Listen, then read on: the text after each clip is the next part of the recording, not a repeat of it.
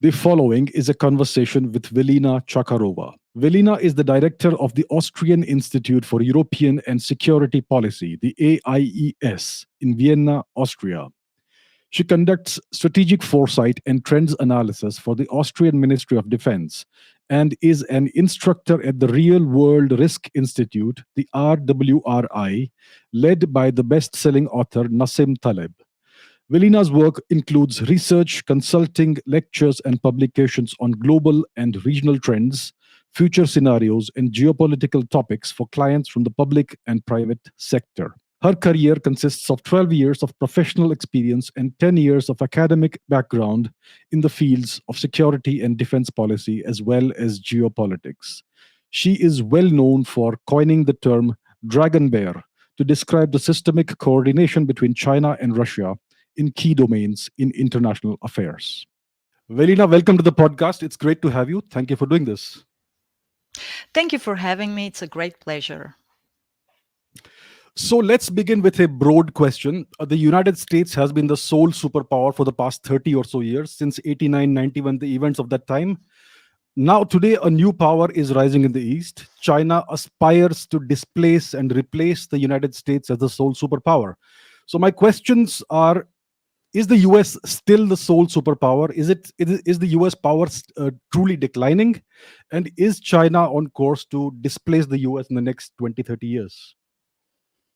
Well, this is, of course, the question that everybody would like to have an answer to, and yet the outcome of the current transitional period in the international relations isn't clear yet. So let's start unpacking it a little bit. First and foremost, to answer directly to the question related to the US being the sole superpower, in terms of global power projection, the United States is still the only state actor in the global affairs that actually possesses global power projections. One only needs to look at the map with all the military bases, and the picture speaks volumes, namely that the United States are still the only power that actually is capable of deploying military troops everywhere in the world, in every corner of the world.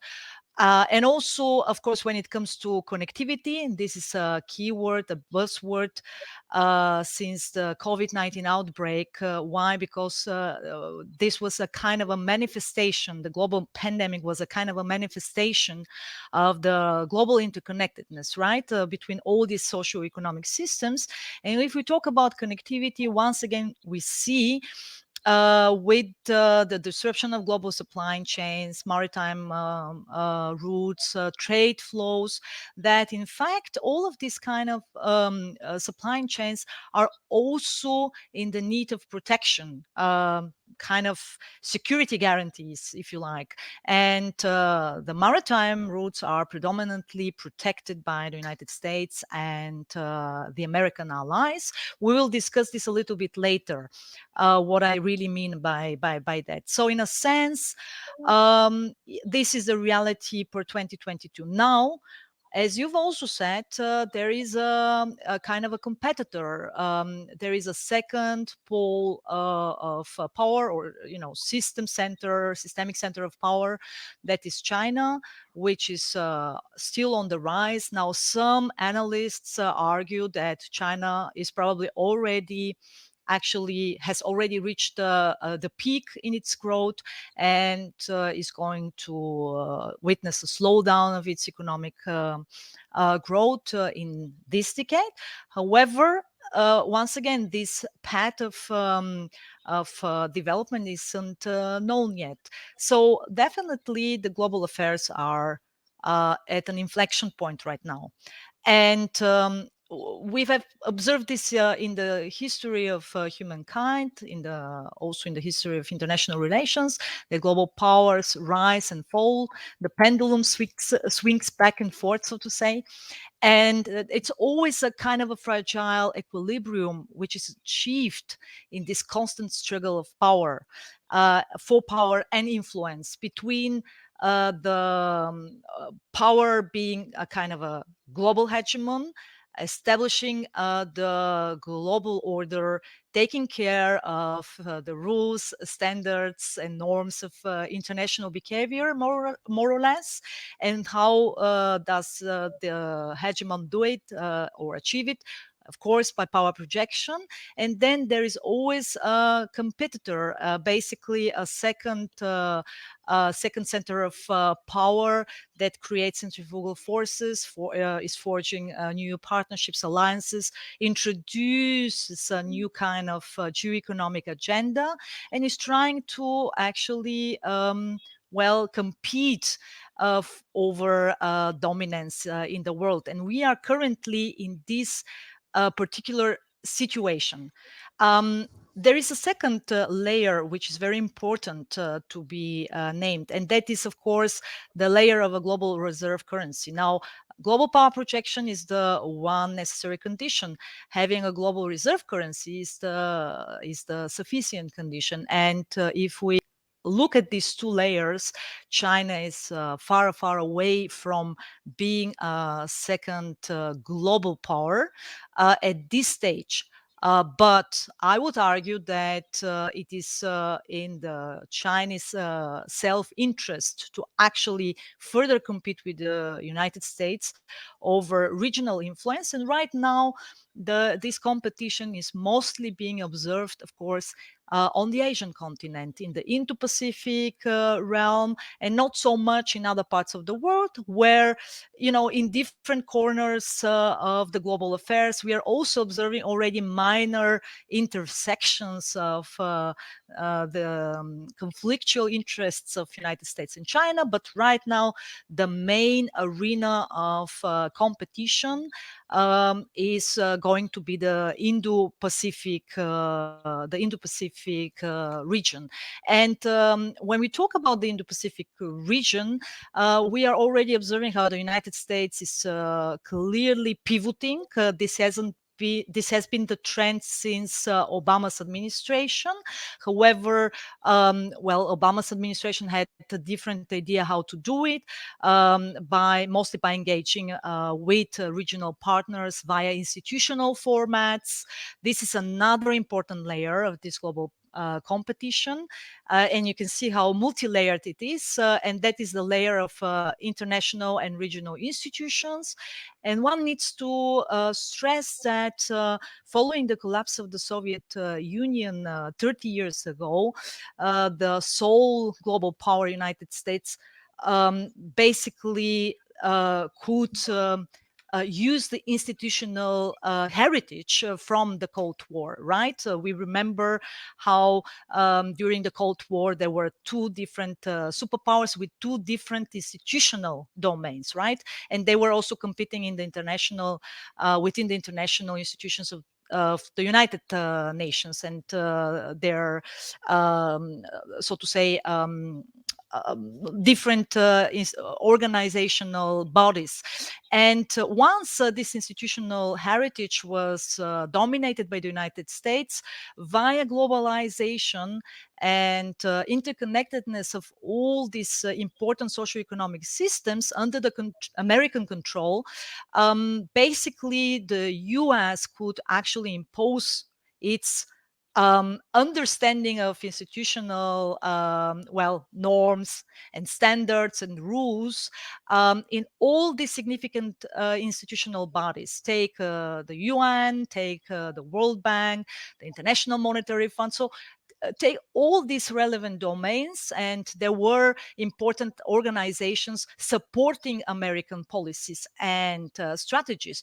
And this kind of institutional layer, the third layer that I named, is now being significantly contested by China, and to some extent very successfully. So in this layer, for instance, China is already having partial success, of course, together with other regional partners, and mainly, for instance, when we talk about the United Nations and specifically the Security Council of the United Nations, there Russia is a very reliable partner. If you look at the voting behavior of the two powers within the Security Council, you will actually observe a positive trend where the cooperation on important international issues has increased over the last, specifically over the last years.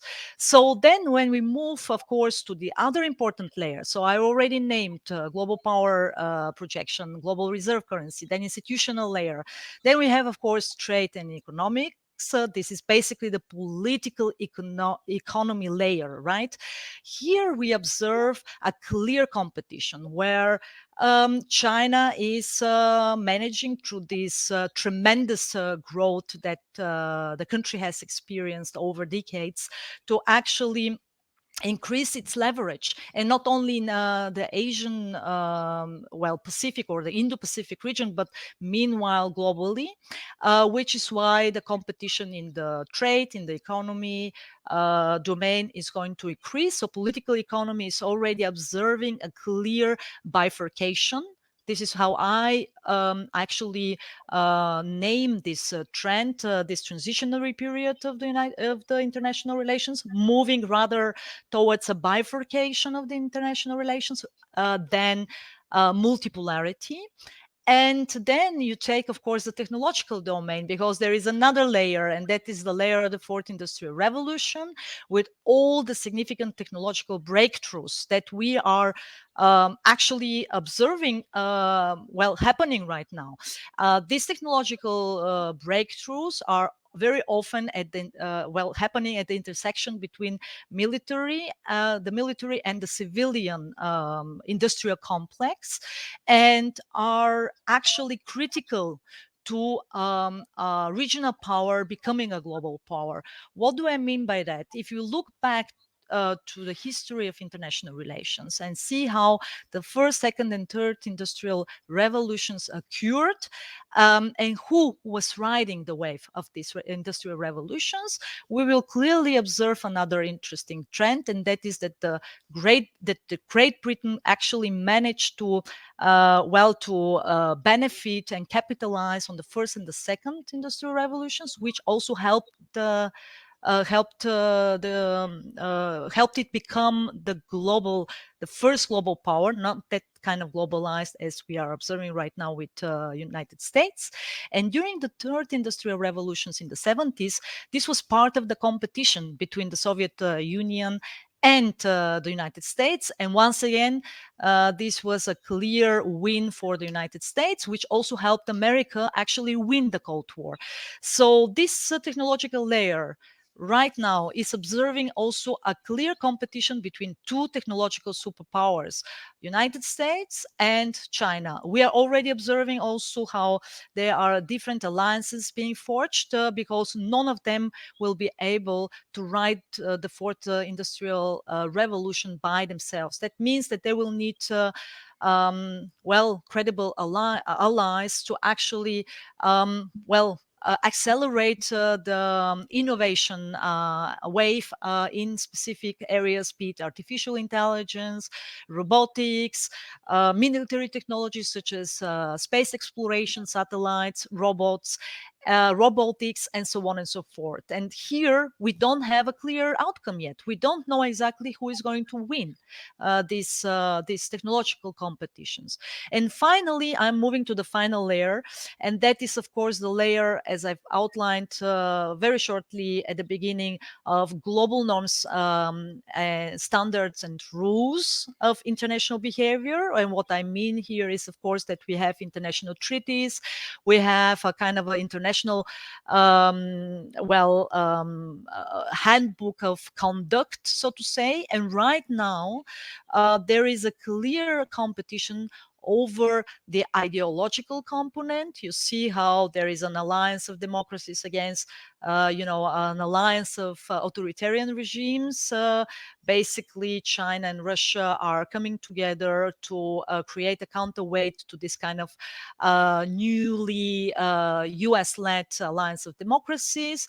Then again, as I said, within the international institutions, China has been already penetrating this kind of important international bodies.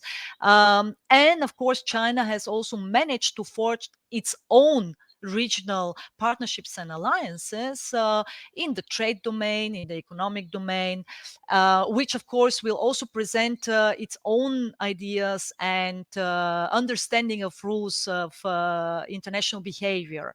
And the way how the two competitors, United States and China, will manage to actually forge ad hoc alliances and also long-term partnerships is also going to be decisive for the overall competition and specifically for the outcome of this systemic rivalry. So we are in the middle of a comprehensive systemic competition, and when we look from a helicopter view at the international relations, at the global system, there is this clear systemic layer of competition between only two powers, and these are United States and China.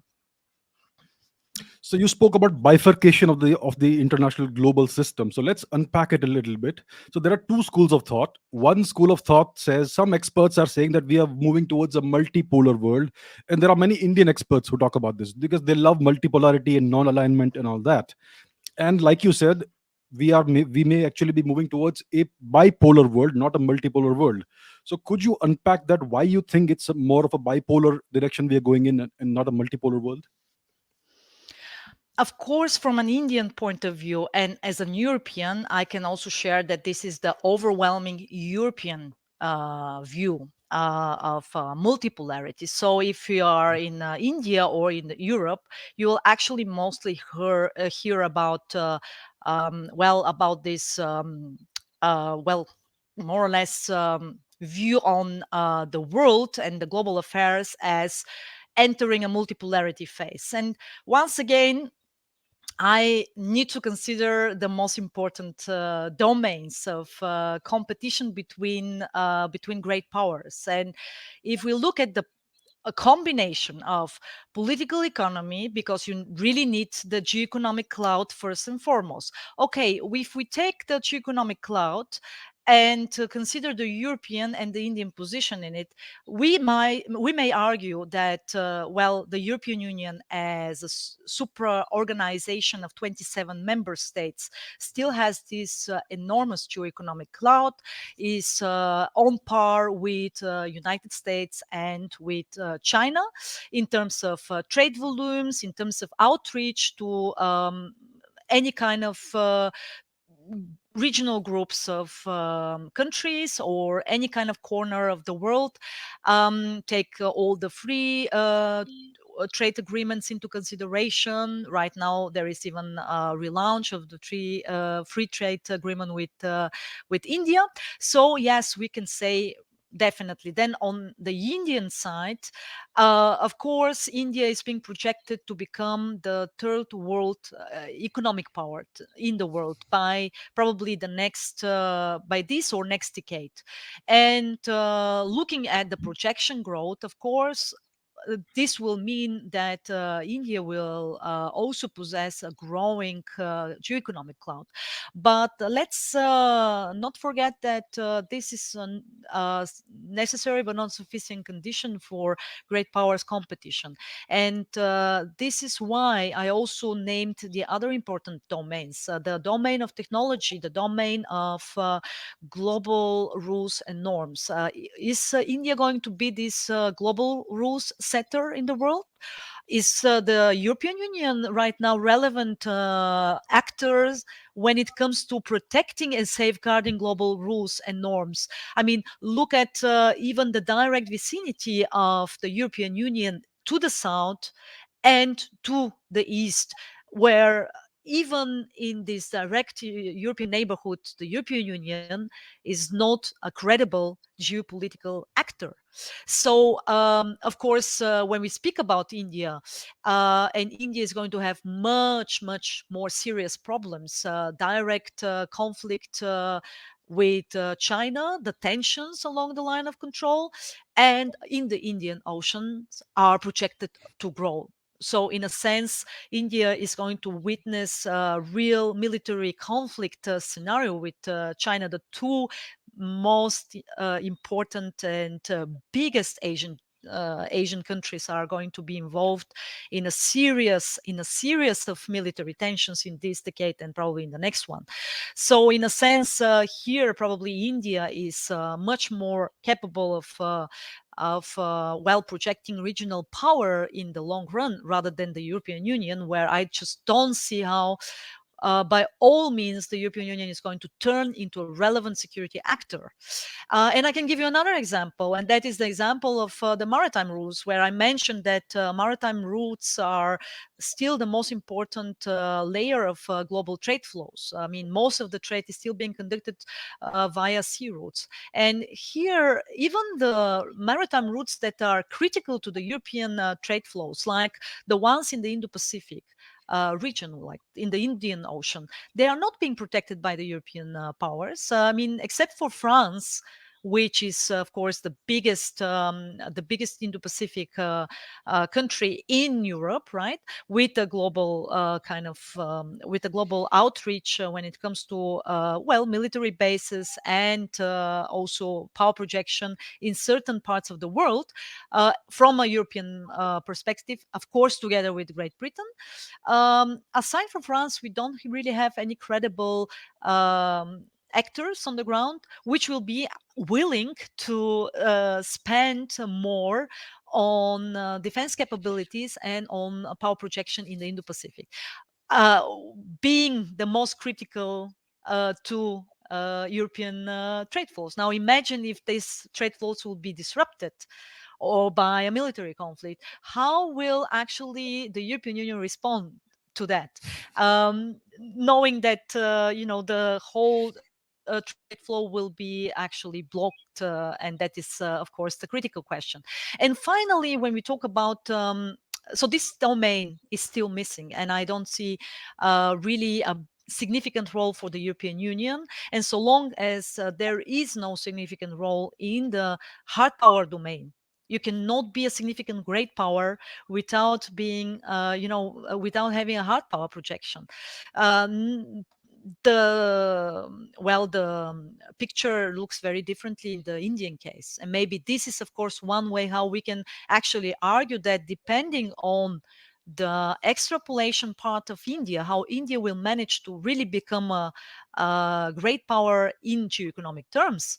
If this really is a successful story, and India manages also to develop its hard power and really succeeds in forging credible alliances, because this is right now the case with India, rather with India than with the European Union. Take a look at what is going on right now in the Indo-Pacific. India cannot afford itself to be the next non-allied country in a new competition. This kind of strategy that India had during the Cold War is not going to work out for the Indian national interests. On the opposite, because right now, the new Cold War, the Cold War 2.0, is going to take place at the direct vicinity of India. It's going to affect directly Indian national interests. So, in a sense, this is an open question mark, where if India can manage to forge um, credible alliances, like take the AUKUS, for example. Right now, Japan is considering joining the Security and Defense Pact between United States, Great Britain, and Australia. And at some point, if there is a jacuzzi coming out of it, right, with Japan and India in it, this is going to be a significant U-turn in this non-aligned thinking that has been accompanying Indian strategic thinking for decades.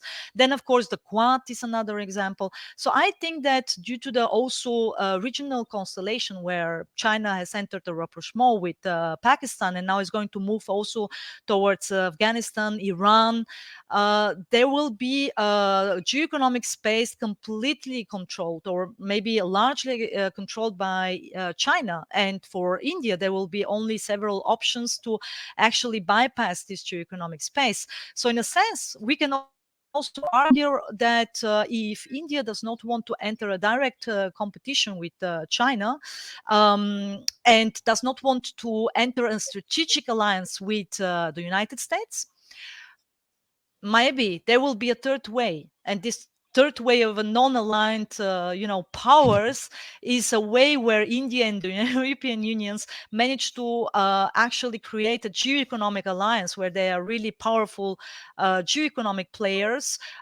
where they protect their geo-economic interests but are not entering into a direct confrontation with, with the systemic rivals, China and the United States.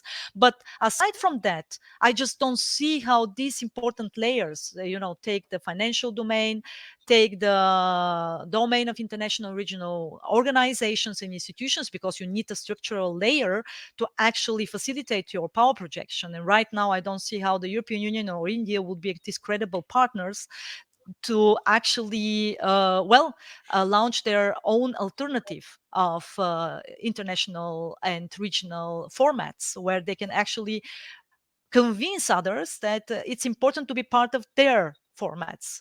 And this is, whether we like it or not, currently the case with China. China has managed to launch all these various regional formats and to actually create this kind of centrifugal forces of radiating power and convincing others to be part of them. And finally, of course, that is the layer of norms and rules of behavior. I mean, this is a huge price to pay if you want to be the norms setter. And without a credible hard power, without an institutional layer, without a reserve currency, how are the European Union or India going to play this multipolar game? So in a sense, at what I argue is that we do have a multipolar world, but at the regional level of at the meta level of international affairs. And wherever you look at this meta level of international affairs, be it in Asia, be it in the Middle East, be it in Africa, be it in Europe or in Latin America, you will observe these fluid, ad hoc geopolitical and geoeconomic formations where powers are competing in one part of the world, but are still cooperating in another one. And this does not contradict, in fact, my thesis on the bifurcation of the global system at the systemic layer. Because in order to be a systemic power, you need to fulfill all these conditions. You need to do a check on all these important domains. And currently, I see it only happening with China being capable of becoming. Doesn't mean it's there yet.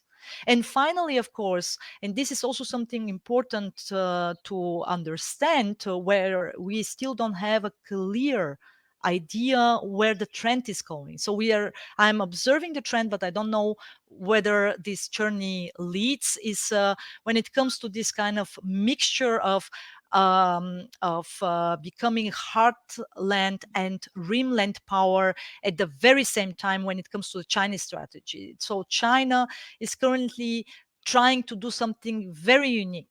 And it might really result, if successful, in something very dangerous in a sense. Why? Because China is not only competing with the United States in the maritime domain, take the South China Sea, the Straits of Taiwan, the Indian Ocean, where it has also introduced these strings of pearls against India, creating economic corridors in Pakistan, Myanmar, trying to basically get an access to the Indian Ocean. So you have this rimland strategy that made the United States so successful over 7 decades.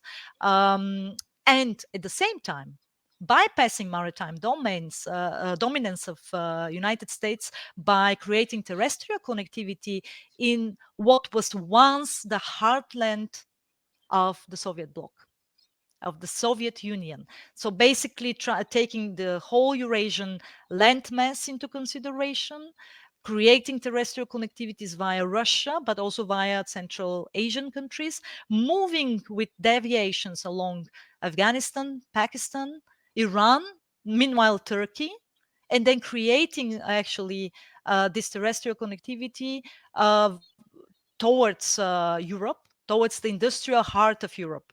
Of course, the final target These are the industrialized European countries of France, Germany, Great Britain, Italy, Spain. So you see how this is a twofold strategy, twofold approach that, as I said, we don't know yet. Will it be successful? But if it's successful, we are going to end up with a unique Asian geostrategy, which of course will reshuffle the whole equilibrium. Very interestingly outlined. China is like, I think it's demonstrating a staggering amount of ambition and a great deal of hurry. It wants to take out the rimland and the heartland both at the same time. Now, China has recently entered the European continent before the pandemic in a big way via the Belt and Road Initiative, the 17 plus mechanism with the Soviet bloc, former nations, and all that. So, are things still going well with this, or has the European approach and attitude towards China changed after the pandemic? Because we heard what the German Navy chief last week had to say about China.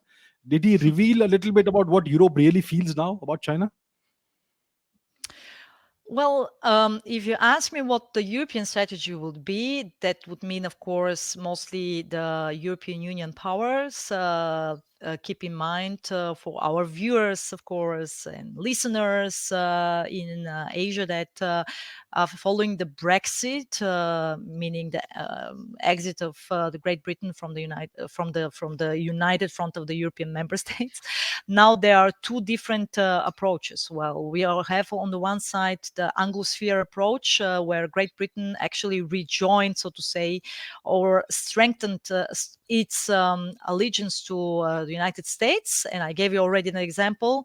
Great Britain is increasingly looking towards the Indo-Pacific, but is also looking to basically provide security, financial services, whatever it still has at stake, also in Europe. And then we have the European Union members, 27 member states, of course, the French, German axis of European integration is at the core of this project and is going to decisively affect every kind of direction in the foreign security and defense policy of the European Union. And you should not forget that when we talk about the European Union, this is a twofold process. We don't have only the member states that have to decide over the relations with the third power or with the third country, but we have also the institutions, which also are part of this decision-making process. Now, when it comes to China, of course, the messages are very mixed. First, there is this idea that the European Commission, which is in charge for all important trade relations with third partners, like I mentioned, free trade agreement with India. Now, of course, when it came to the relations with China, the European Commission came up with actually with a solid proposal to launch an investment deal, comprehensive investment deal with China, which is actually, if you look at the hierarchy of trade deals between the European Commission and third partners, is actually less than what the European Commission is now trying to achieve with India, just to give you an idea.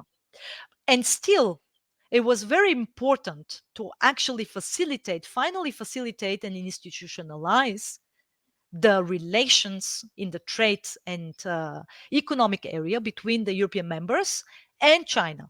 So, in a sense, it was a very misfortunate timing because it was launched basically at the end of the year before Christmas, knowing that the previous German chancellor did not have much more time to achieve any kind of success, because after that last year Germany entered into a new election cycle. Meanwhile, Germany has a new chancellor from the Socialist Democratic Party, and it was the year before, at the end of the year in December 2020, it was a very decisive element of the German strategy to actually come up with an institutionalized approach to China.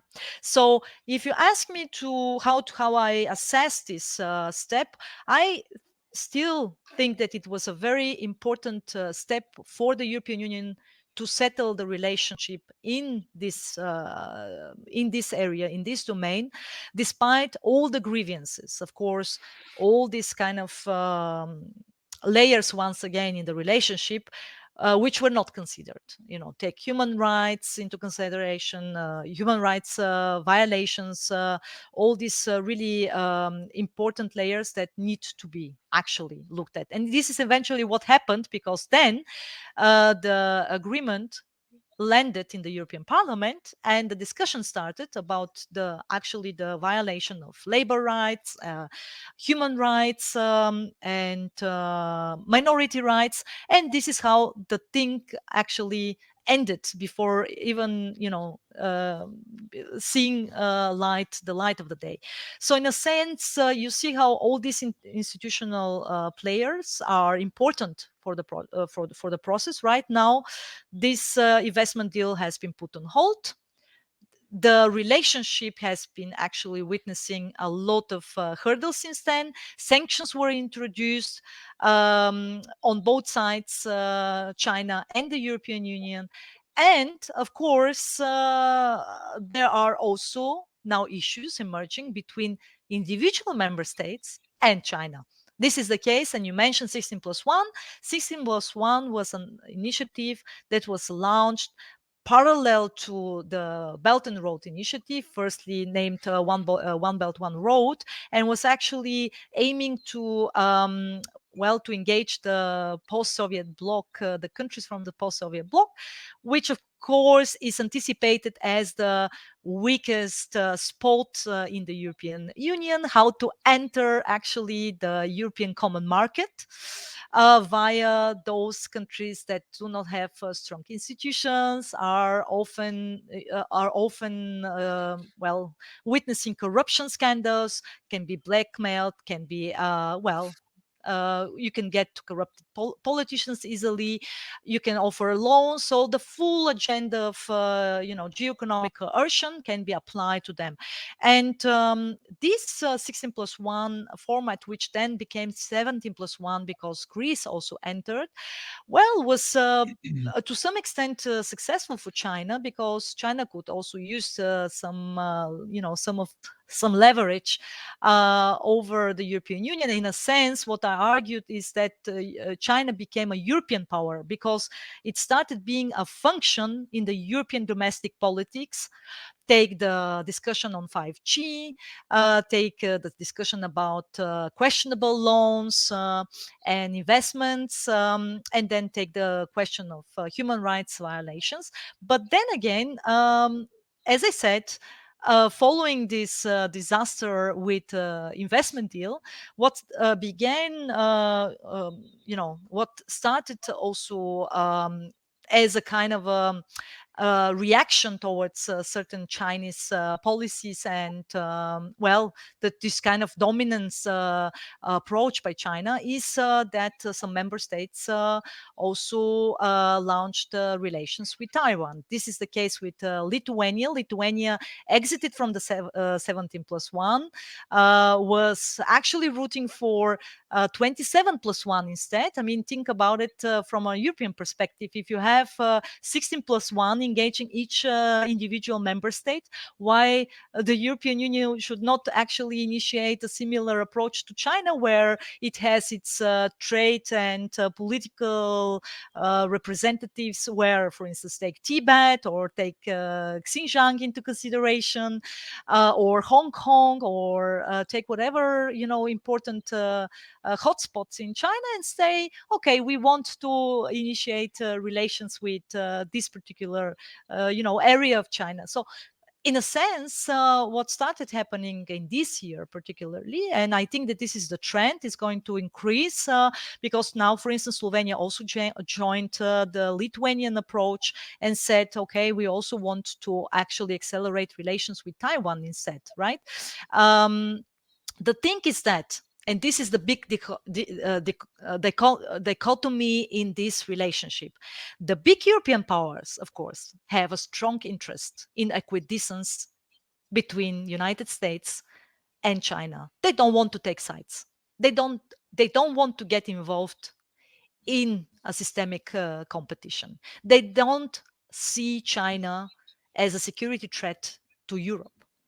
But the problem is with the minor European powers. And this is where I think one of the big conflictual interests is going to arise, and it's going to lead to polarization within the European Union, because Central and Eastern European members still wear the memory of the communist past. They don't want to subjugate themselves to authoritarian regimes.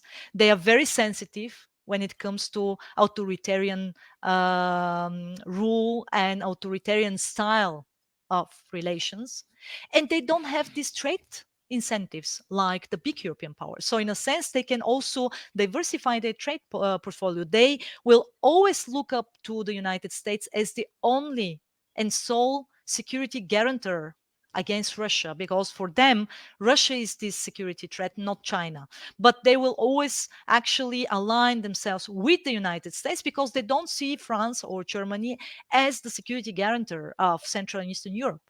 And we are clearly observing a kind of a new bipolarization within Europe.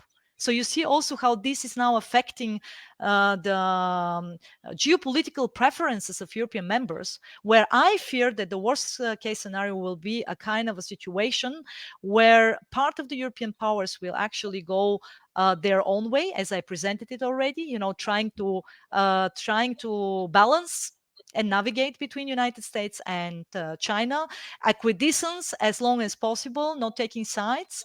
But the minor partners will actually go along with the United States. We are already observing this in the case of the Ukraine conflict, where they are actually siding with Ukraine. They are providing help to Ukraine. They are clearly on the side of the United States. And this is going to happen also with China. They are going to clearly create a counterweight, in Europe towards China, because they are convinced of the long-term ramifications and actually effects from an increased Chinese presence on the European continent. Very interesting. Now, NATO is a major player in the in the European Union, and NATO means the US. Now, recently, relations between the US and European NATO nations weren't very good during President Trump's tenure, for instance. Later on, you had this decline in US Germany relations because of Nord Stream. We know what the German Navy chief said recently: Putin deserves respect. Russia is an important partner, so to say. And we also see a decline in the US France relations because of the submarine saga. So, are there major problems within NATO, or are these just minor hiccups? Well, of course, there have been always kind of internal crisis and discontent, but this is very, very typical for democracies. I mean, democracies are, discussing, debating, they have different views. Then at some point, you have to arrive at a compromise. This is also very typical for the European Union as an institution, and it's not different in the NATO. In the NATO domain, I don't think that NATO has become irrelevant. In fact, even though that, of course, European powers such as Germany and France, particularly France, because most of the ambitious long-term visions are coming from the French president right now. The French president, if being re-elected, is going to remain this passionate brain of the European powers when it comes to the future role and the future positioning of Europe. But this is nothing new. We know that French have always been ambitious about that, where the Germany is more, so to say, more the geoeconomic motor, the geoeconomic engine of the European integration project. So this is nothing new. I mean, this kind of internal debates and discontent is actually something healthy for all the members, be it the European ones or the transatlantic ones within NATO. And I think that now with this growing threat coming from both China and Russia, there will be a kind of a new role for NATO. NATO will come up with a new strategic review. China is already being mentioned. I think that there will be a kind of a threat multiplier being described by, by the NATO members when it comes to the combined effect coming from China and Russia, because so far NATO's main target was Russia.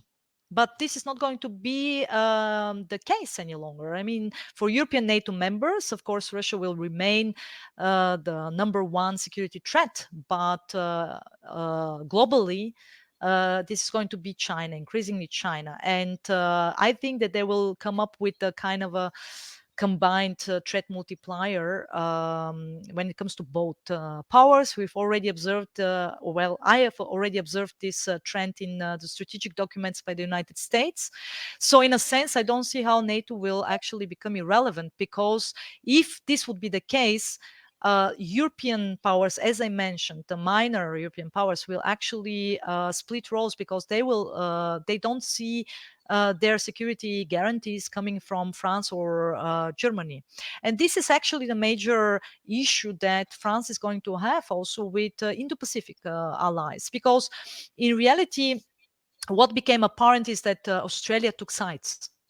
Australia took sides in this, exactly in this bipolarization, and sided with the United States, because United States is the sole security guarantor for Australian national interests. It's not France.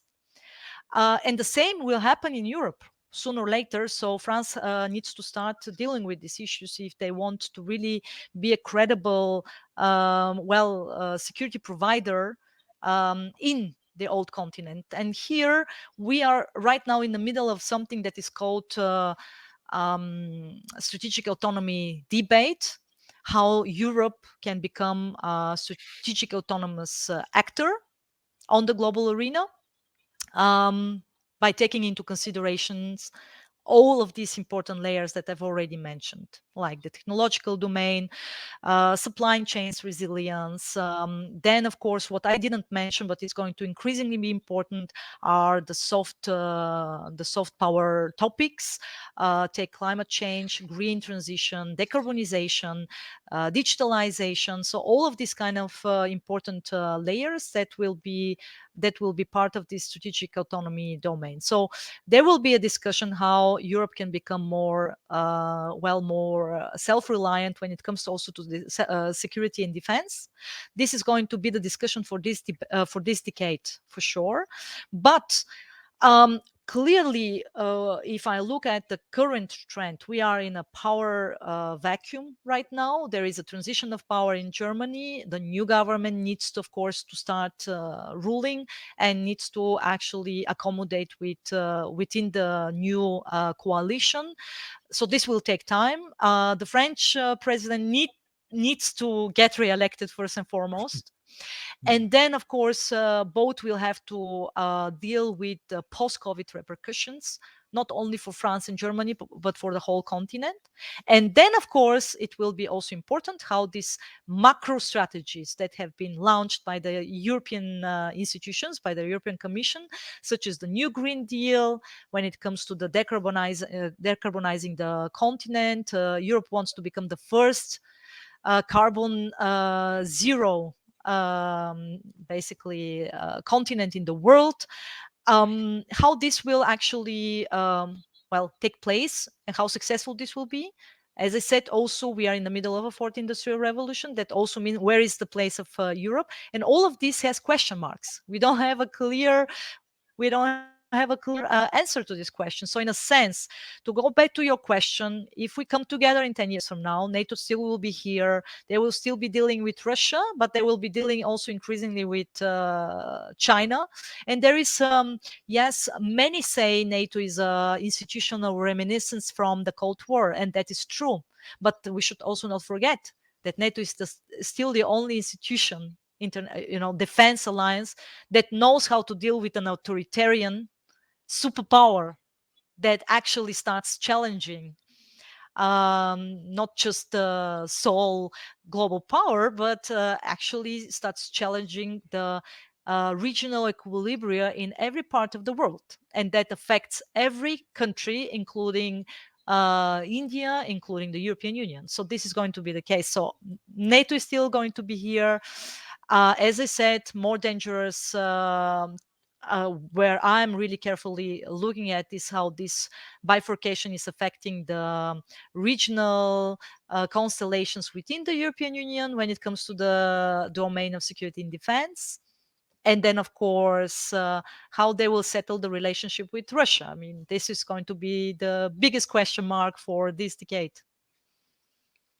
Right. Now, you are famous for coining the term dragon bear to describe the systemic partnership or cooperation between China and Russia. Now, Russia is an interesting power. It's no longer a top 10 economy, but it's still a nuclear superpower, a military grade power, a major supplier of energy. Now, Russia and China have an interesting relationship. It's an interesting history, to say the least. They almost went to war in the 60s. So, in my opinion, they would rather be natural adversaries than allies. Maybe there's a short term alliance. So, my question to you is, what does Russia stand to gain with this partnership with China? What are the objectives of the partnership? What's the level of trust between them? And how long do you see this partnership lasting?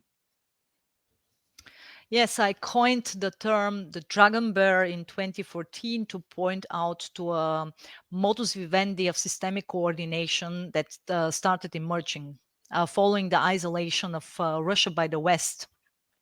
So the dragon bear is neither an alliance or an intent, nor a marriage of convenience. It's a temporary, tactical, asymmetrical relationship between China and Russia. And it actually, um, the way it has been set, as I am trying to outline, is that China is predominantly setting the tone in the most significant domains, where Russia is this really needed regional partner to increase Chinese global outreach. And I will explain a little bit more what I mean by that. Um, I see a common geopolitical interest, specifically in pushing back the global influence of United States in all these relevant global affairs issues. So not only in Europe or in Asia, but really to create a significant counterweight to American dominance in the important layers I mentioned at the beginning. This is something that is beneficial for both China and Russia, but for different reasons. Russia is, in reality, a regional power, basically regional great power, with the world's largest nuclear arsenal, and Russian the Russian vertical axis of geopolitical and geoeconomic interests starts from the Arctic, moves to the Eurasian landmass, and the near abroad. The near abroad is basically what Russia defines as its own sphere of influence since the collapse of the Soviet Union, being in the Eastern Europe, the Black Sea, the Caspian Sea, also, of course, South Caucasus, then moving along to the Mediterranean, the Eastern Mediterranean, where Russia also has re-established military presence, and from there also now moving towards Middle East and North Africa, and filling also geopolitical gaps in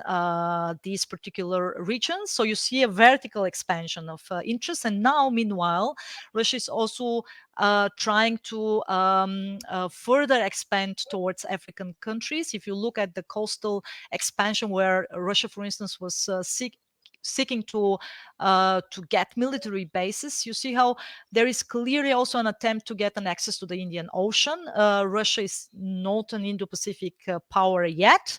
However, for the new emerging Indo-Pacific decade of global power competition, Russia will certainly need a military footprint there as well. And in reality, as I described before, this vertical expansion of Russian geoeconomic and geopolitical interest does not really collide with the horizontal expansion of China via the Belt and Road Initiative, what I explained with the heartland and with the maritime expansion moving from China towards the Indo-Pacific realm in the maritime domain, and also the terrestrial connectivities in Russia, Central Asian countries, and then with all the important deviations towards Europe and Africa, and meanwhile, to some extent, also Latin America. So in a sense, I don't see actually a colliding of geoeconomic and geopolitical interests. And also, of course, many experts were well claimed that there will be specifically conflictual interests in Central Asia, in the Far East, probably to some extent in the Arctic, and also in the near abroad. But there is still no valid proof of these claims. On the opposite, in Central Asia, of course, without a doubt, in the long term, Russia will never tolerate Pax Sinica scenario in the Central Asian landmass or in its near abroad. This is out of question. But we are not there yet, right? So it's a tactical, as I said, tactical modus vivendi of systemic coordination. Also in the Far East, there is still no actual conflict of interests. And in the Arctic, given the climate change and the environmental changes, Russia is actually looking to also use the Arctic Northern Route one day, and to also offer credible maritime connectivity as opposed to the American dominated ones, which of course will be very interesting for and beneficial for the Chinese geoeconomic interests. So why are they why did they launch this modus vivendi? Why are they pushing for this modus vivendi of systemic coordination between them? To mutually neutralize exactly these emerging tensions and upheavals in all relevant socioeconomic systems. Take global economy, finance, trade, move to diplomacy, political partnerships and alliances, and then reaching out to the military, to the defense domain, and also the strategic component of alliances and partnerships. So we clearly see that both actors actually share a very similar view on the transitional phase of international relations. They clearly observe that, that the United States, as being the sole global power with global power projections, with a global currency, reserve currency, and with all this, important dominance in these socioeconomic domains, this is detrimental to both Russian and Chinese interests.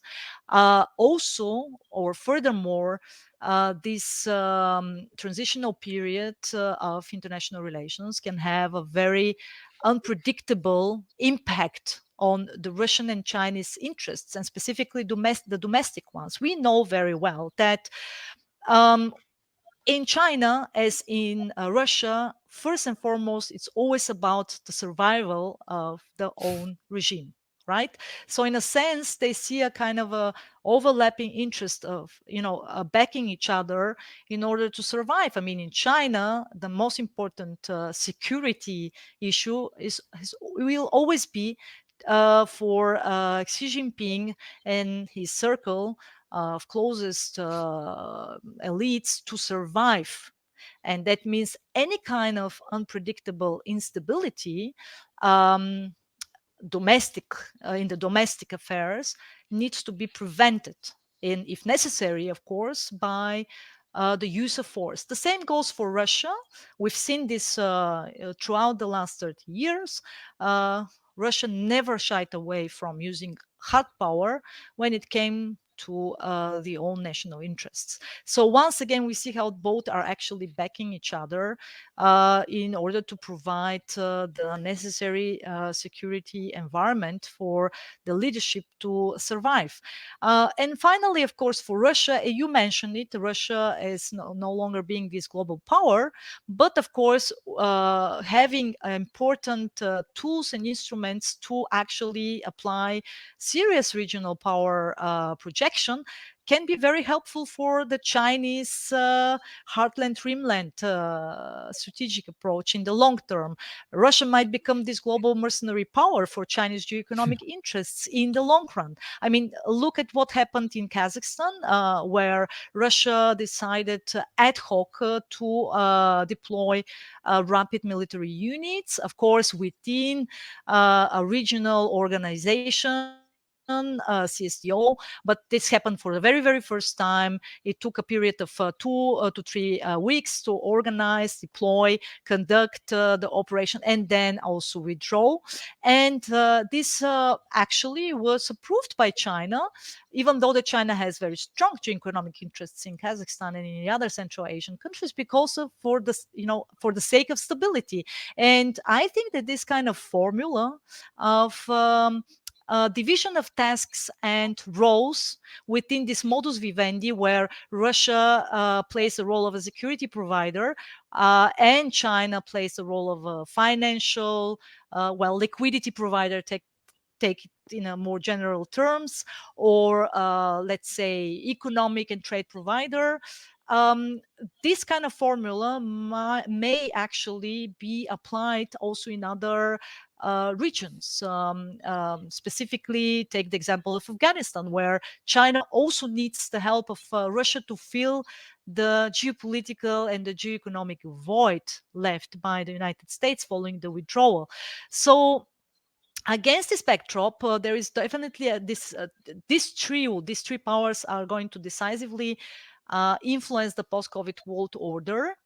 And will actually affect this transitional period of international affairs. And I don't think that they really need to announce any kind of alliance. I mean, this is because you mentioned also the question of trust. And I think that here, once again, we are running the risk to actually expect something that both powers do not really require in their relationship, because we mentioned the question of trust, but what does it mean, trust in powers such as Russia and China? I mean, here obviously it's not about trust. They know each other too well. I don't see why China would actually engage in a direct military confrontation with Russia in this transitional period of international relations, while facing the competition with America. And at the very same time, why would actually Russia get engaged in a military conflict or a direct conflict with China, given the serious contradictions it's facing with the European powers being backed by the United States? So in a sense, what they actually silently agree on is to create the opposite, to create a counterweight based on a two-front scenario, because this is definitely a worst-case scenario for America, for the United States to actually face two parallel threats. One being in Eastern Europe. This is the military escalation right now, which is, once again being initiated by Russia. And at the very same time, facing military escalation in the Strait of Taiwan, in the South China Sea. This is, of course, something that no global power wants to end up with as a scenario. At the very same time, as I said, for Russia specifically, from a Russian point of view, this comes at the right time, because following the 2014 annexation of Crimea, Russia was completely isolated by the West. And you mentioned the problematic with the financial and economic status of current Russian economy. And in fact, in 2014, Russia was facing a default situation with its currency following the military conflict in eastern Ukraine. Who came to help? Who came to the rescue? It was China. And since then, I mean, knowing that you have the backup by China, you can become more adventurous. And right now, this is the case because Russia actually is relying on China's backup in case that the military escalation turns to become a serious direct military conflict between Ukraine and Russia. Would you think that Russia would actually do this out of adventurism without having a financial and economic backup? Never, never. And in a sense, for China, of course, this is also a breather ahead of the Olympic Games, because if Russia keeps the West busy by at least, let's say, February 20, when the Olympic Games are over, and given all these diplomatic boycotts coming now from the West regarding the Chinese Olympics, this is a kind of a positive development from a Chinese point of view, in a sense that while Russia is keeping the West busy, China can focus on the Olympic Games. So in a sense, what I see is that Russia is preparing for the long game. Russia is already preparing for the systemic rivalry between the United States and China. Russia knows that it can turn into this indispensable player for both America and China. Why? Because neither China nor America wants to see Russia being part of the rivals geopolitical bloc. In a sense, this can actually decide over the equation between the two systemic rivals. And Russia is expecting that the United States at some point will actually need to get closer to Moscow in the systemic rivalry, because of the systemic rivalry with China. And I think this is now my personal reading, that these impossible conditions that Moscow set on the United States and NATO, they are published, by the way. They are absolutely impossible in terms of any kind of um,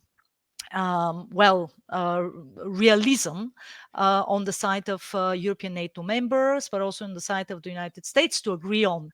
And yet, I think that Moscow placed this, so to say, these conditions for the future approximation between Washington and Moscow, to test the red lines of America and to see what America is really ready to do if it wants to actually lure away Moscow from China. So you see, it's a multidimensional game that is going on right now between them.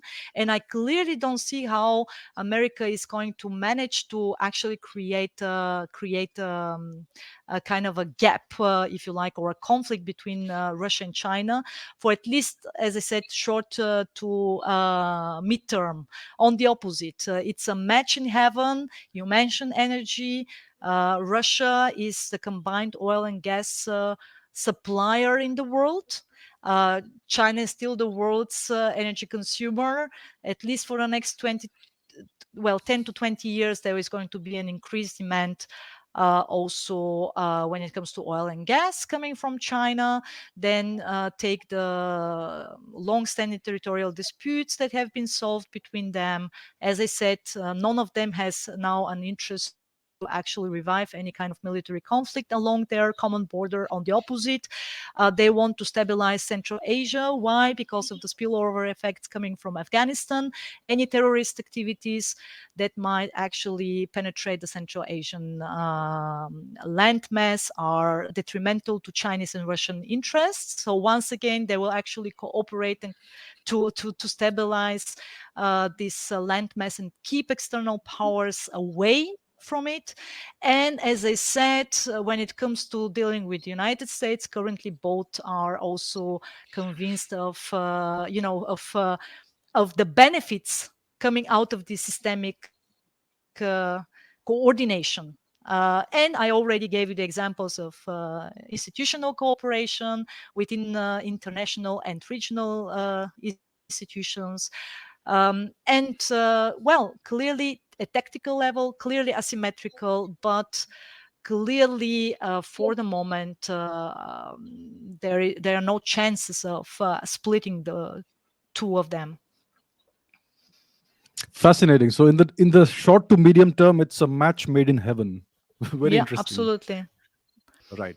So what's happening right now in Ukraine and Kazakhstan? Are these two situations interconnected? Could you explain how these situations developed, and is there a possibility of war? Oh, first and foremost, the maybe to start with the Kazakhstan situation, and then to move back to Eastern Europe and to Ukraine. Um, the situation in Kazakhstan, first and foremost, this was not the first time that something like that occurred. On the opposite, there have been similar situations in the past. In fact, the fuel price rises sparked the unrest at the beginning of this year, and this led to led to protests which spread very quickly towards many cities in Kazakhstan, and ended in violence which resulted in hundreds of people being killed, thousands of people being arrested. So the violence took a very quick escalation spiral. Now, the what is important about Kazakhstan is to use this example as something that I am convinced that we are going to observe in many other parts of the world due to the current socioeconomic repercussions of COVID. Now we have surging food prices globally, and meanwhile the food index has reached the same levels as it did in 2011. And what happened in 2011 is the Arab Spring. So in a sense, the surge in food prices, coupled with during that time also bad years in terms of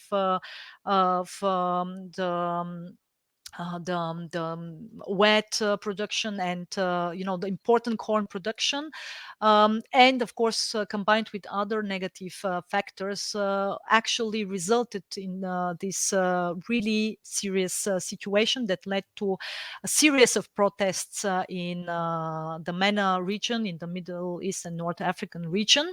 And currently we are in a situation, as I said, where the food prices are surging everywhere in the world. We have a situation of surging energy prices, and of course, in those parts of the world where you also observe really serious internal dynamics when it comes to corruption level, bad governance, discontent on the side of citizens. This is, so to say, the perfect storm, and I see Kazakhstan only as one piece of many domino pieces to fall in this and the next years.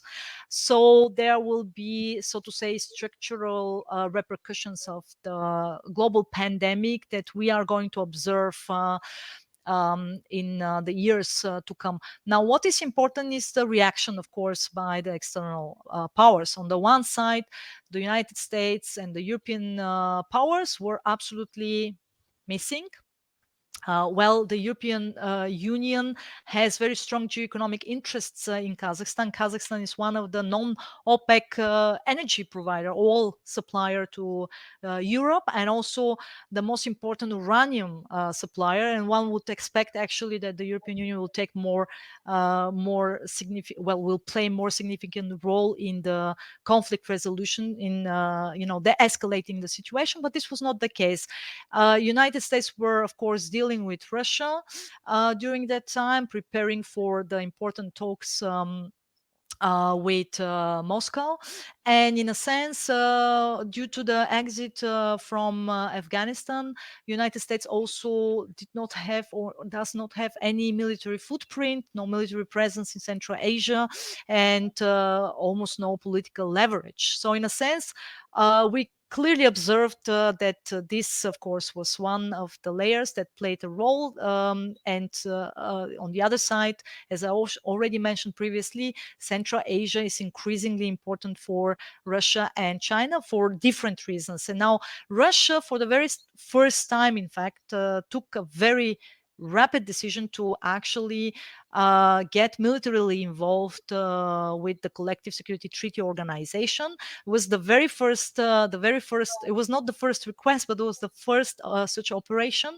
As I said, it was an operation that took place very quickly, very swiftly, and yet also the deployment of the troops by Russia and the other members of the Collective Security Treaty Organizations were withdrawn also very quickly once the situation was stabilized. So the military deployment of around 5,000 troops was actually used only to stabilize the situation and to actually secure critical infrastructure. Mostly protests were taking a dangerous turn in the commercial capital of Kazakhstan, Almaty. So it was very important to stabilize the city, and this also took place in the midst of a transfer of power between the previous president of Kazakhstan, Nursultan Nazarbayev, and the new one, President Tokayev. So in a sense, Kazakhstan has nothing to do with Ukraine. To put it very shortly, it can have something to do with Ukraine. If we look at this Russian approach, and if we try to make sense about how Russia is now intervening in its direct neighborhood and its direct sphere of influence, because Kazakhstan, together with the other Central Asian countries, as I said, is seen as part of this Russian sphere of influence. Where any kind of instability, and this was also the Russian official view, that these were terror elements trying to destabilize the country, that there was a foreign interference, that there were organized groups trying to basically sabotage the security of the country and capitalize on this, and to use the protests in a kind of a similar situation as the colorful revolutions which Russia witnessed in other parts, including Ukraine. So maybe this is the only parallel. And in a sense, the rapid reaction also showed very clear Russian stance regarding this kind of feeling of being threatened by destabilizations.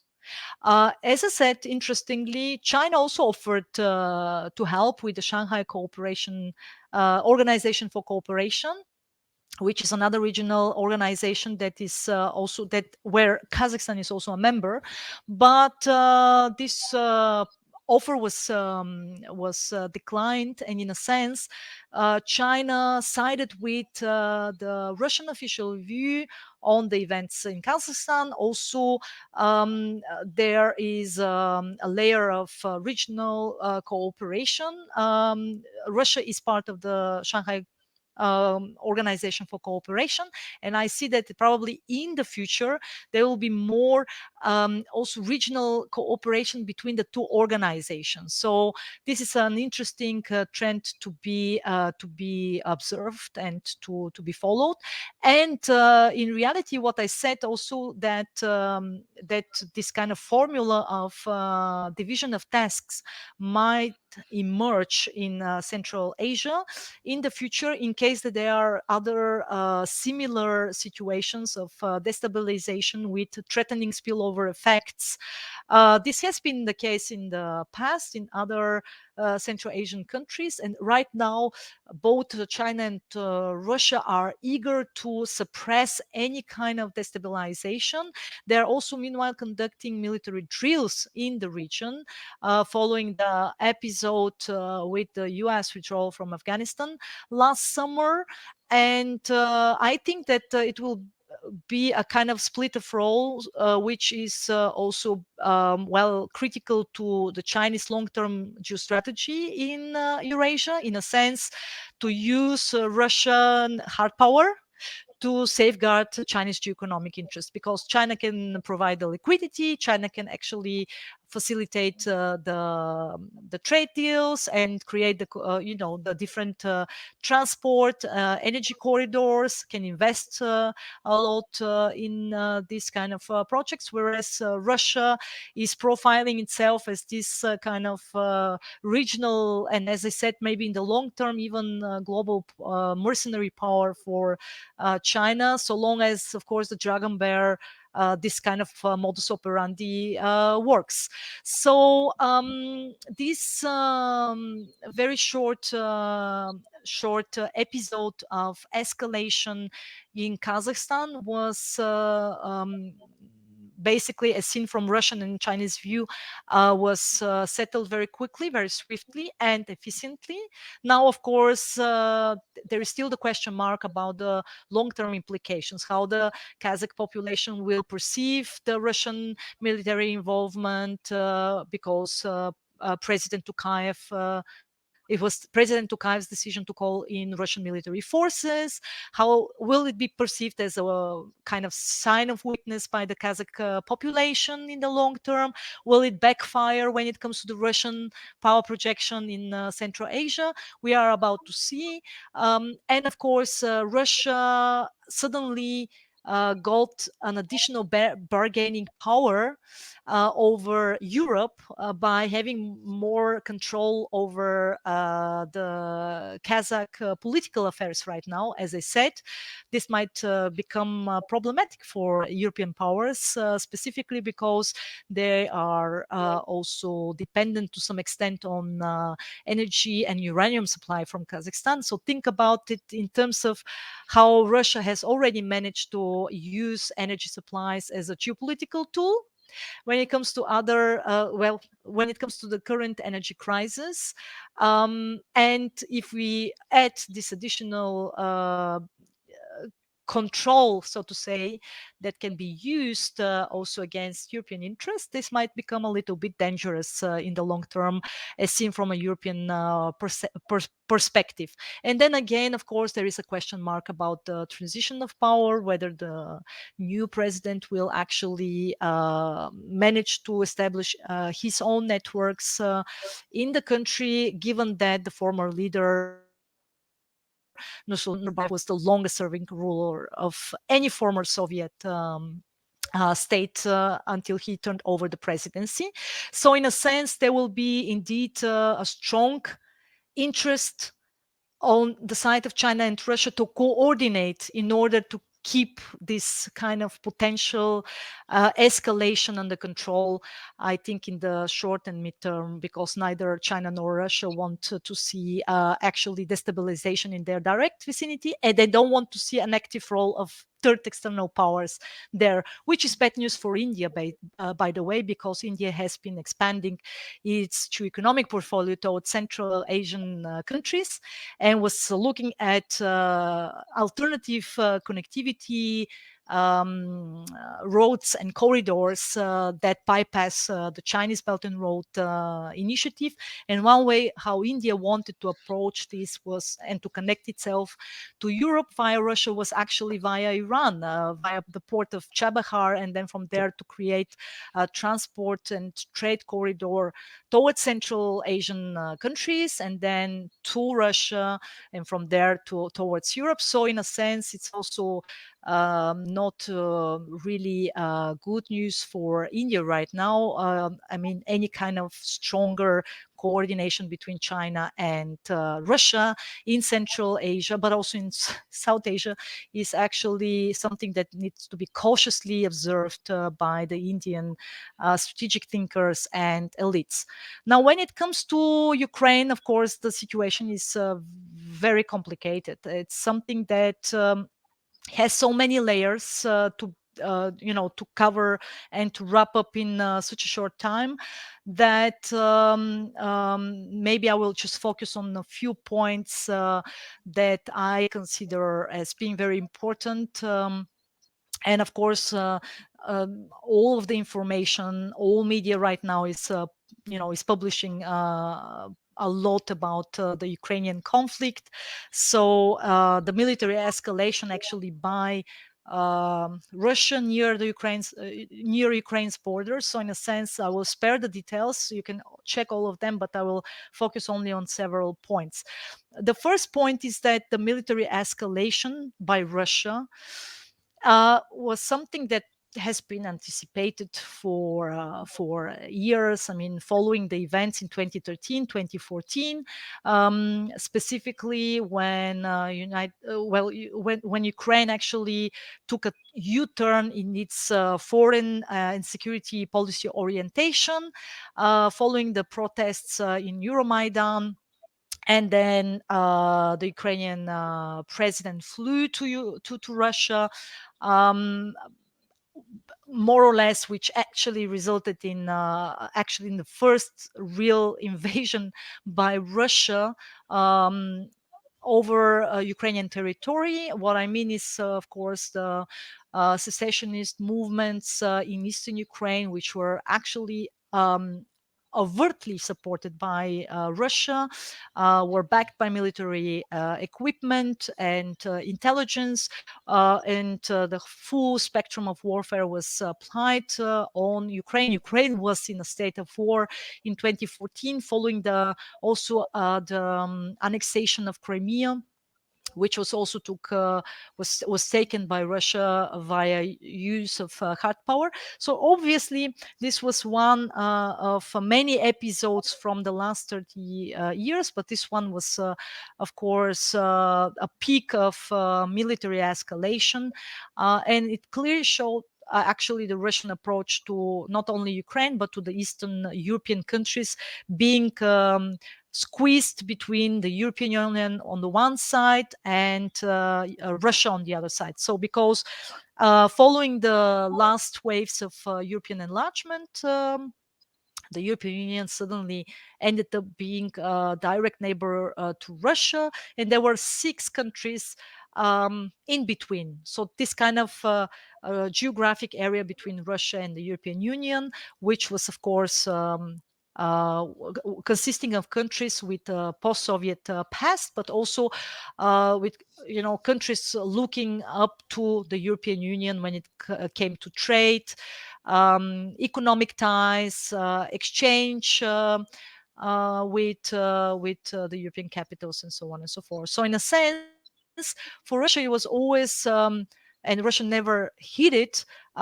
Russian part of the Russian sphere of influence, and of course, that meant and still means one thing, and that is that Russia will always be willing to use hard power to achieve certain national interests. And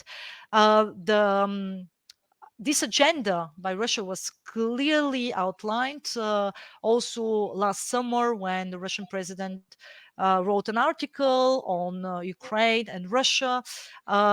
Also setting the record when it comes to historical moments as seen from the Russian official point of view.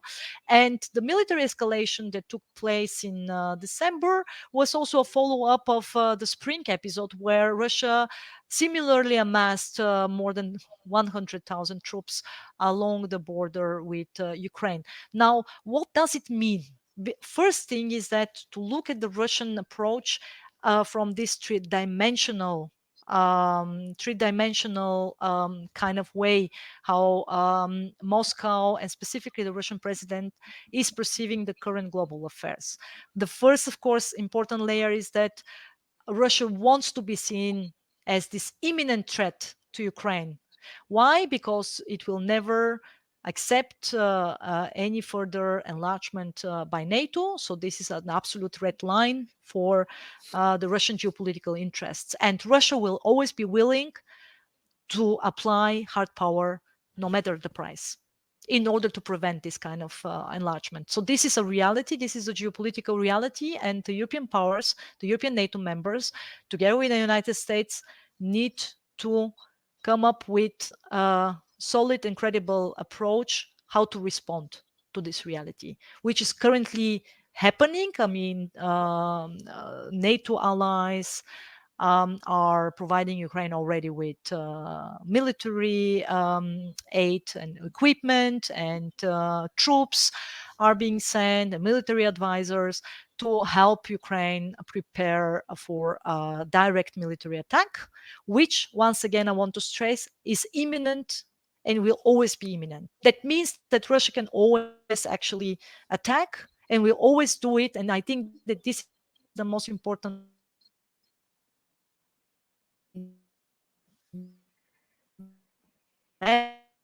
message that we need to understand when it comes to the Russian. I don't think that we will witness a military attack before February 20. And I will explain why. There is currently a kind of a split in the expert community. So half of it thinks that there will be a military, an immediate military attack.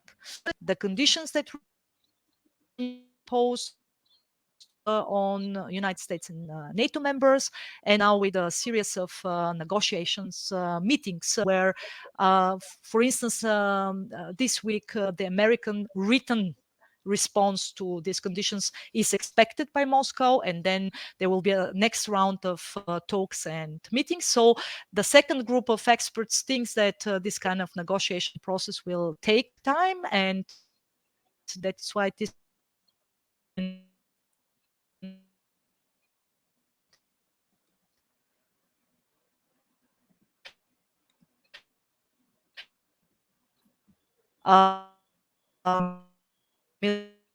military, direct military opinions. Now, I think that we know I am anticipating when it comes to Russia. The second layer is what I've already actually described with the current political vacuum in Europe, and I think that Russia is seizing the opportunity.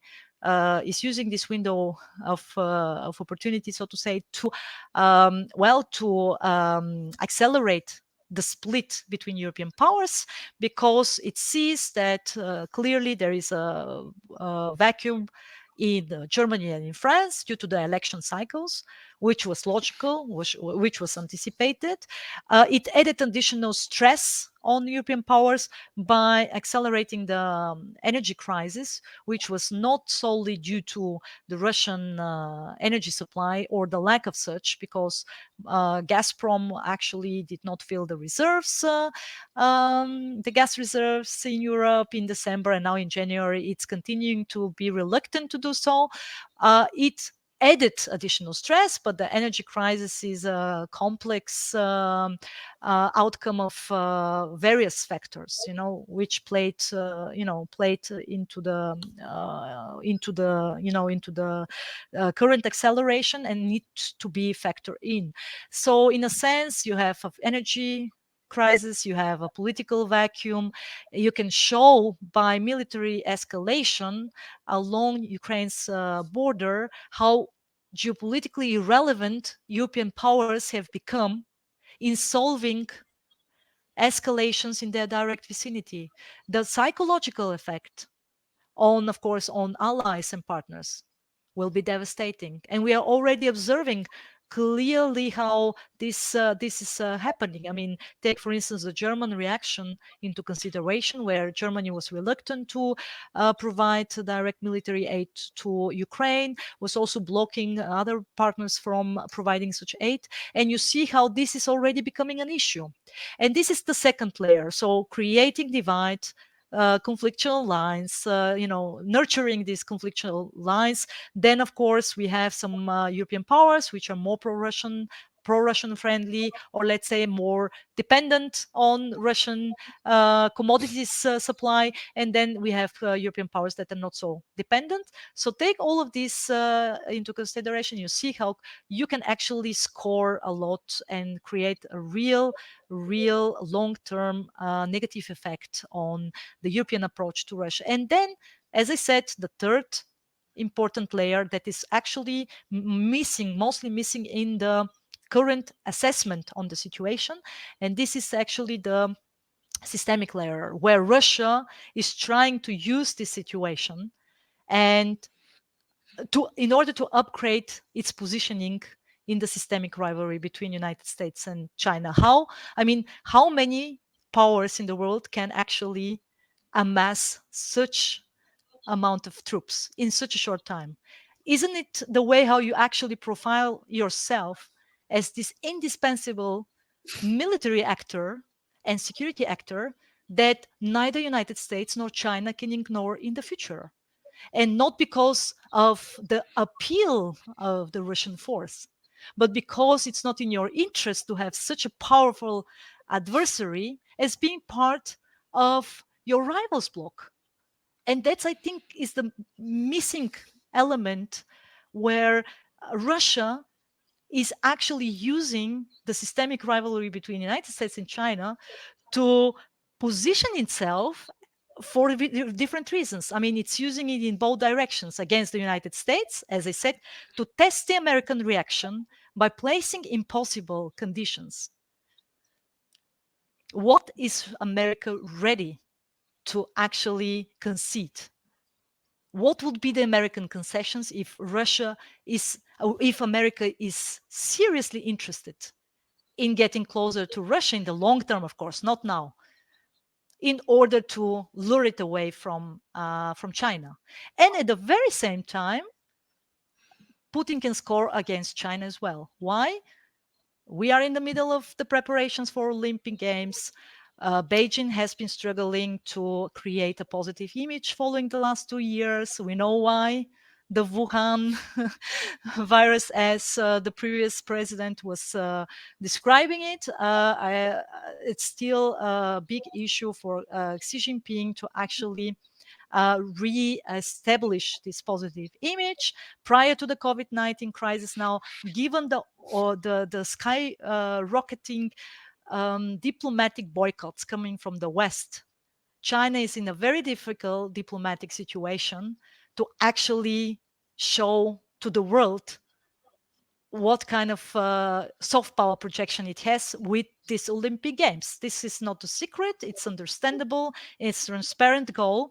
And having a situation of a direct military, basically of a war between Russia and Ukraine with unanticipated second order effects, will actually threaten the whole the whole Olympic Games, and will overshadow the importance of this endeavor by Beijing. So, in a sense, Russia is also presenting this as a kind of a way how Moscow can keep the West busy by deciding when to actually re-invade Ukraine, if at all, right? Because, as I said, they can always do it, but it really depends on the anticipated price for that, and mostly the benefits and the double value, so to say, what they expect to get from that. So, in a sense, they can also create this diplomatic two-front scenario right now. I mean, there is no coincidence that China and Russia diplomatically arrange this, coordination of their views on Ukraine and Taiwan. which previously was actually Beijing was reluctant to openly back Russia's view on Ukraine. On the opposite, following the annexation of Crimea, uh, China was in fact reluctant to give an official approval and to diplomatically back Moscow in this scenario. Now, suddenly we are in the middle of a two-front scenario where both are backing each other's views on Taiwan and Ukraine, where Russia is openly stating that it will never tolerate and will never diplomatically approve geopolitical blocs such as AUKUS and Quad in the Indo-Pacific, and it's vehemently against geopolitical blocs, which of course are detrimental to which interests? To the Chinese interests. And Russia being non-Indo-Pacific power, what does it benefit from, from using this strong diplomatic language and the stage? But if we consider this from this third important layer, you see how clearly how actually Russia is capitalizing on China's backup in case this military escalation results in a direct military confrontation. So all cards are all on the table right now, and Russia put its conditions on the table for both, for China and America, and now can start actually balancing between them, knowing that it can influence the equation in both directions. And this is something that is actually not anticipated in Europe. I don't think that it's really being anticipated in India or in the Indo-Pacific as well for now, but it's going to be increasingly discussed by security experts due to the long-term implications. So the last question is about the India-China relationship. It's a very fraught relationship, very, very interesting history. Do you foresee a war or conflict between India and China in the next 10 years or so? I anticipate increased number of direct military tensions between the two Asian Goliaths.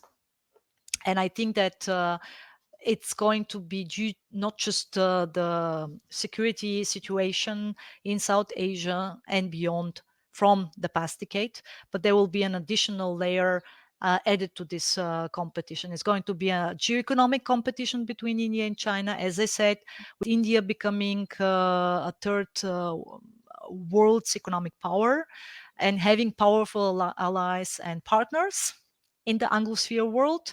This will increase the pressure on China. But also on the other side, given Chinese actions like the rapprochement with Pakistan, the economic corridors in Pakistan and Myanmar, now the emerging connectivity between Pakistan, Afghanistan, Iran, moving to Turkey, and then bypassing actually India and squeezing India in its own geoeconomic space. I think this is all kind of destined to end in direct military tensions between China and India, where I foresee that, of course, America will be eager to support the Indian position. On the other side, I think that Moscow will seek to remain neutral, kind of play a mediator role, because it supplies both sides with arms. It's beneficial for Russian geopolitical interests, and can also use its mediator role in diplomatic formats such as RIC, the Russian, India, China format between the foreign ministers, or it can also use its leverage within the Shanghai Organization for Cooperation. So in sense, I foresee actually the Indo-Pacific as this main arena for competition, rivalry, and direct also military tensions in this decade, and we are going to observe a lot of specific geoeconomic competition because of the access to natural resources, the exploitation of natural resources, water resources, and the way how trade, transport, digital connectivity is going to be created, the relocation of supply chains. So it's going to be a complex mixture of so many different domains where this competition is going to take place, that of course I think it's obvious that there will be a lot of tensions occurring and arising from this competition in this decade, unfortunately. All right, Velina, thank you very much for a fascinating and illuminating conversation. Thank you. Thank you very much for having me.